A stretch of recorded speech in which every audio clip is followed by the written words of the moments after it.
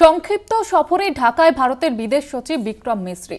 পরিবর্তিত পরিস্থিতিতে এই প্রথম ঢাকায় ভারতের কোনো উচ্চ আধিকারিক বিদেশ সচিব হওয়ার পর মিশ্রির প্রথম ঢাকা সফর এবং এটি কূটনৈতিক দূরত্ব কমানোর লক্ষ্যে ঢাকায় বিদেশ সচিব এবং সেখানে দ্বিপাক্ষিক বৈঠক হবে। এ বিষয়ে বিস্তারিতভাবে জানবো। আমাদের সঙ্গে রয়েছেন, আমাদের টেলিফোন লাইনে রয়েছে প্রতিনিধি জয়ন্ত চৌধুরী। জয়ন্তদা, কোন কোন বিষয় নিয়ে আলোচনা হবে এই বৈঠকে? সরকারিভাবে কিছু জানা যায়নি, তবে যেটুকু বোঝা যাচ্ছে যে খুব স্বাভাবিক ব্যাপার যে গত 8ই আগস্ট যেদিন প্রধানমন্ত্রী শেখ হাসিনা দেশ ছেড়ে পালিয়ে এসছেন ভারতে এবং এখানে রাজনৈতিক আশ্রয় নিয়েছেন, তারপর থেকে কিন্তু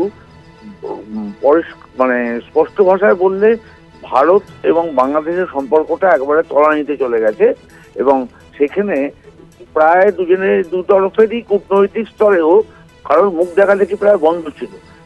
সেই অচলাবস্থা কাটিয়ে এই প্রথম যখন বিক্রম মিশ্রি ভারতের বিদেশ সচিব বাংলাদেশের বিদেশ সচিব মোহাম্মদ জসিমউদ্দিনের সঙ্গে বৈঠকে বসতে চলেছেন, তখন কিন্তু বাংলাদেশে আর একটা নতুন কারণে উত্তপ্ত, সেটা হচ্ছে সংখ্যালঘু নির্যাতন।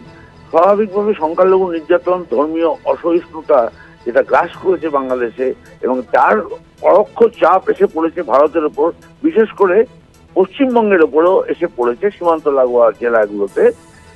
তার প্রেক্ষিতে দুই দেশের মধ্যে আলোচনা শুরু হলো এবং সেখানে কূটনৈতিক স্তরে এই আলোচনা আজকে শুরু হতে চলেছে।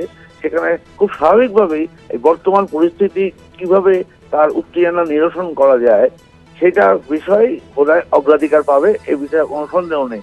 বিশেষ করে যে মৌলবাদী প্রবণতা, মৌলবাদী আক্রমণ, সংখ্যালঘুদের উপর আক্রমণ, নির্যাতনের যে প্রবণতা দেখা দিয়েছে, তাতে ভারত ইতিমধ্যেই যথেষ্ট উদ্বেগ প্রকাশ করেছে।